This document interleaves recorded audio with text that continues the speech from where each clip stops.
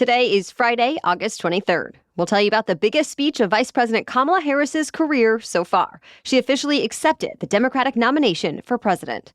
Also, what the U.S. Supreme Court decided about controversial new voting rules in the battleground state of Arizona. Plus, we're talking about two separate threats that could impact Hawaii, a change that makes Instagram feel a little more like MySpace, and what to expect when college football season kicks off this weekend. Those stories and even more news to know in today's episode.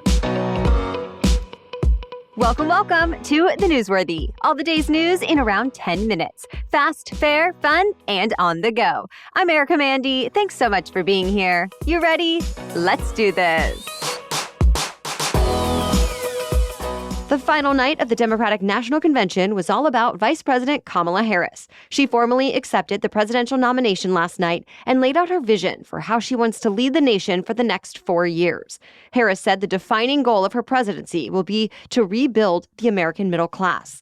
Plus, she spoke about codifying abortion rights, expanding voting rights, standing up to foreign autocrats, and much more.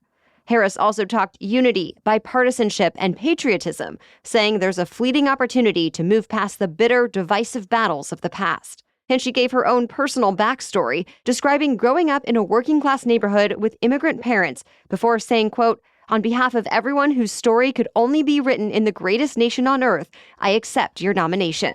As you know, she's now the first woman of color to lead a major party ticket. Former President Trump responded to all of this in real time on his Truth Social account, saying, quote, "Kamala's biography won't lower prices at the grocery store." He also wrote, quote, "She became the nominee without receiving one vote, stealing the nomination from crooked Joe Biden." Harris actually accepted the nomination exactly 1 month after Biden dropped out of the race. So it's been a whirlwind. That doesn't end here. There are now just 73 days until Election Day. While Democrats wrap up their convention in Illinois, former President Trump is visiting the U.S.-Mexico border in Arizona.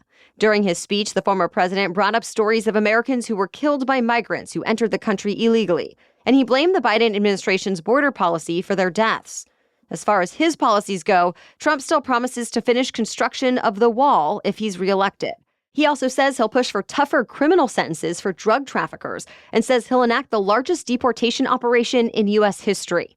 Meanwhile, Vice President Harris and her campaign have been criticizing Trump over border policy, too. They blame him for tanking a border security proposal that had a lot of bipartisan support and was even endorsed by the Border Patrol Union. But Trump had called the bill weak and ineffective, and eventually it failed. The former president has another rally scheduled in Arizona later today. The U.S. Supreme Court gave Arizona the green light to toughen up some voting requirements, making it the first time the High Court has weighed in on a voting issue in the run-up to a presidential election. The decision means anyone in Arizona newly registering to vote will have to give copies of a document, like a birth certificate or passport, to prove their citizenship on statewide forms. And the federal forms alone won't cut it. The new regulations go into effect immediately. But the High Court decided not to let Arizona put another part of the law into effect, the part that would have kept tens of thousands of already registered voters from voting unless they also proved their citizenship. That part won't be happening. The U.S. Postal Service is now considering changes that could end up slowing down mail deliveries in rural areas. This is just the latest initiative to cut costs, which is necessary since the agency is on track to lose more than $7 billion this year alone. Postmaster General Louis DeJoy told The Washington Post, even with this latest cost-cutting measure, people within 50 miles of the largest processing facilities will still get speedy delivery. But another day could be added to delivery times in places further away. Before any changes go into effect, the Postal Service will have to hold public hearings to get feedback. The agency's governing board will also have to sign off. And it's not a sure thing, since there are already critics saying mail service should not be getting worse, especially while prices are getting higher. No matter what happens, the USPS says it will not be making any changes until after the November elections, so mail-in voting should not be affected. As expected, the FDA approved updated COVID-19 vaccines this week. Both Pfizer and Moderna got the go-ahead to roll out their new versions in the coming days. The FDA's decision was based on lab data that showed the shots performed well against the latest strains of COVID-19, and the side effects seem to be pretty much the same as with other COVID-19 shots.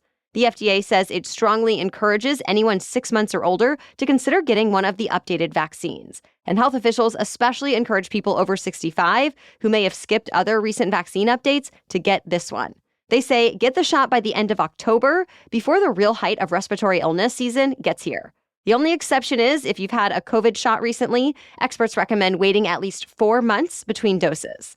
The new vaccine should be available within days. Most insurance plans fully cover COVID vaccines with no extra out-of-pocket expenses. And kids without insurance can get them free through the Federal Vaccines for Children program.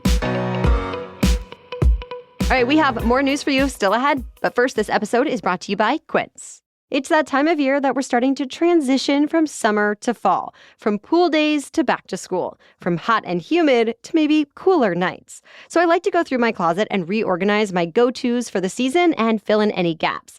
And Quince makes it easier by offering timeless and high-quality items for the whole family without breaking the bank. Think washable silk tops, cashmere sweaters from $50, and so much more. It's all about layering for me this time of year to deal with the swings in weather, and I have this great linen blazer from Quince that I can dress up or down. And you know I love my washable silk tank. It's fancy, yet practical and super cute on. The best part, all Quince items are priced 50 to 80% less than similar brands. By partnering directly with top factories, Quince cuts out the cost of the middleman and passes those savings on to us. Make switching seasons a breeze with Quince's high-quality closet essentials. Go to quince.com/newsworthy for free shipping on your order and 365-day returns. That's Quince, QUINCE.com/newsworthy to get free shipping and 365-day returns. Quince.com/newsworthy. Now back to the news. Natural disasters could affect Hawaii in the coming days. For starters, a possible volcanic eruption. A magnitude 4.7 earthquake shook up Hawaii Island yesterday, and it was felt on other islands too, like Oahu and Kauai. On top of that, more than 200 small quakes were recorded earlier in the week. Now, geologists have upgraded the warning status for Kilauea, saying increased seismic activity may mean the volcano is getting ready to erupt. Meanwhile, Tropical Storm Hone gained strength east of the islands. It's still not clear if it will actually make landfall on Hawaii, as it's still hundreds of miles away. Even if it doesn't, though, meteorologists say the islands could still get strong wind and rain. Of course, it's possible neither of these threats will affect Hawaii at all, but meteorologists are still keeping an eye on things. A big update on the Canadian rail shutdown we told you about yesterday. The Canadian government has since stepped in to get trains going. The country's labor minister ordered rail companies and the Teamsters Union into arbitration yesterday, about 17 hours after the trains stopped moving. As a reminder, 2 of Canada's largest freight rail companies locked out workers after failing to reach a deal with the Teamsters. Trains carrying all kinds of goods for export, food, fertilizer, timber, cars, and more, shut down. But then, facing potentially billions of dollars in economic damage and global disruptions to the supply chain, the Canadian government decided to act. Now the 2 sides will have to get back to the negotiating table, whether they like it or not. It's unclear exactly when trains will start transporting goods again, but the government expects the process to take only a few days. It's the latest expansion of robo-taxi services in America. Ride-sharing service Uber announced a deal to add more self-driving cars to its platform. The company will partner with Cruise, which makes autonomous vehicles, to give Uber users the option of choosing a self-driving car when they need a ride. Uber itself has already partnered with Waymo to provide rides and food delivery to customers in Arizona. It also announced a long-term deal with driverless truck company Aurora earlier this year. Now, Cruise cars will give people another option.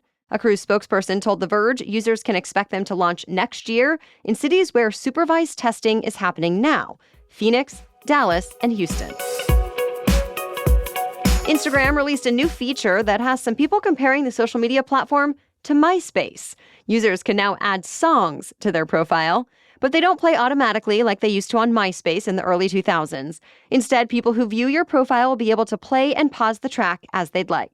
This comes as Instagram is vying to add young users, much like other legacy social media platforms. There's also a host of new apps trying to do the same, including No Place, which is being called the MySpace for Gen Z.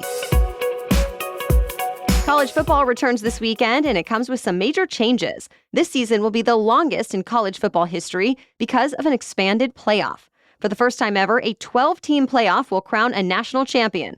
up from the 4-team format that's been in place since 2014. The change is supposed to give more fan bases hope as the season progresses. Then the championship game will happen January 20th, 2025. The first game of the season, though, is actually in Dublin, Ireland this Saturday when 10th-ranked Florida State will take on Georgia Tech. The University of Georgia starts the season as the top-ranked team in the country. Last year's champion, the University of Michigan, is ranked 9th. That's it for the main news today, so now it's time for Feel Good Friday, when we bring you one extra feel-good or positive news story before the weekend. But first, a quick break. You already know how much I love everything I've gotten from SKIMS so far, and sure enough, the Soft Lounge collection has been no exception. I have the Soft Lounge long slip dress. I love how I can dress it up or down, wear it alone, or throw on a jacket. And just like the name suggests, it's super comfortable and soft, and it's super cute. And have you heard me talk about how luxurious my new SKIMS Soft Lounge sleep set is as well? This matching pajama set can turn a hectic day into a calm, cozy evening in an instant. If you haven't gotten on the matching pajama set train yet, by the way, this is your sign. The feel, the fit, the quality of SKIMS always makes me feel put together and confident, whether I'm lounging around the house or getting out and about. Shop the SKIMS Soft Lounge collection at skims.com. Now available in sizes extra, extra small to 4X. If you haven't yet, be sure to let them know I sent you. After you place your order, select The Newsworthy in the survey and select my show in the drop-down menu that follows. Now back to Feel Good Friday. A hardworking London street cleaner became the winner of a contest only he could win. Paul Spires is beloved in the community he helps keep litter-free. People who live and work in the neighborhood appreciated his service so much, they organized a fundraiser to help Paul go on a vacation. In the end, they raised about £3,000, or around $4,000. But Paul's bosses said their contract with the local council did not allow employees to accept outside money. So a travel agency stepped in with a unique solution. It decided to set up a contest with entry qualifications so specific they could only be met by Paul Spires. The prize? A £3,000 trip to Portugal, where Paul had planned to travel. Paul's employer gave the go-ahead and approved a week's worth of vacation so Paul could enjoy a Portuguese holiday. Paul officially entered the contest, which he obviously won. And since the travel agency is now funding the vacation, the money originally raised for Paul can now be donated to charity or returned to the donors. All right, we'll be back tomorrow with our special edition Saturday episode. If traditional time management tips are just not cutting it for you, you'll want to listen in tomorrow. The Lazy Genius joins me to explain what's missing from mainstream advice and what you can do instead to better suit your life. Also, before we go, I have a quick personal note. It's my birthday today, and every year I have a wish that even more people know that The Newsworthy exists. So if you feel up for it, I would be so grateful if you could tell a friend about the show today or even share it on social media. And if you do, please be sure to tag us so we can see it and say thank you. Regardless, thank you so much for being here and trusting The Newsworthy every day. Again, we'll be back tomorrow with the Lazy Genius as our guest, and then we've got all the news you need to start the week on Monday. Until then, have a great weekend.